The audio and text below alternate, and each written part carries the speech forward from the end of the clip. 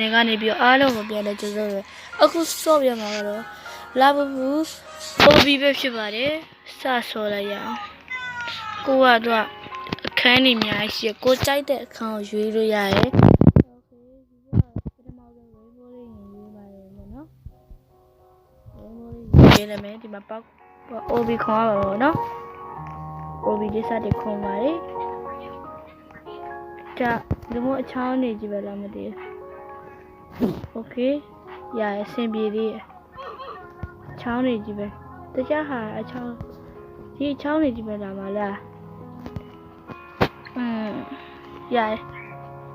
အေးဟာနည်းနည်းရနည်းနည်းလက်လုံးရဒီဘက်နည်းနည်းလက်လုံးโอเค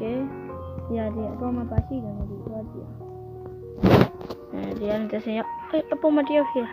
ဒီကနေတစ်ဆင့်အဲ့လေโอเคဒီနေရာမှာလည်းမသိသေးဘူးလားဒီနေရာမှာလားဒီနေရာဘယ်မှာမတရားအာတော်ရလာခဏပြုတ်ကြတယ်မဟုတ်သေးโอเคဒီဘက်ကနေပြီးတစ်ဆင့်သွားမယ်ပေါ့နော်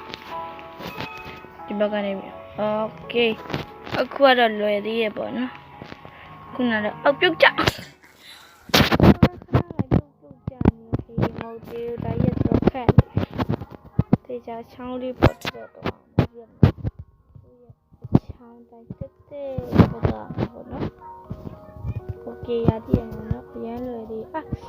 အေးဆိုင်ဘူးကိုပြုံးချက်ဒါရက် easy လို့လည်းပြောမရတော့ဘူးโอเคရပြီအမတော့ဟာနေရအော်ပေါ်မှာအချောင်းမဒီနားလေးရအချောင်းလေးပဲပေါ်ကျန်အပြားလေးလာမယ် rainbow ဆိုတော့အစုံအလင်းပေါ့နော်စိတ်ပါချောင်းနေပြင်မှာဒါအပြားလေးရအပြားလေးနေရာတော့အမြဲဆုံးအော်ကြာပြီအော်ဒါကြီးကဘာလို့ခန့်နေလို့ဟောအပြားလေးနေရာကိုဝေးလို့ရโอเคဟာပြုတ်ဒီစားတိုင်းရပေါ်လာပေါ့နော်ကိုညာစတိတ်အော်ရေတိုးလေးပဲအော်နေโอเคတိုးလေးပဲပြောနေတာပေါ့နော်ဒီကမှာโอเคရအပြားလေးပေါ်တော့ပြင်ခြေလန်းနေလန်းအပြားလေးပေါ်တော့တာပေါ့နော်အေးရှာ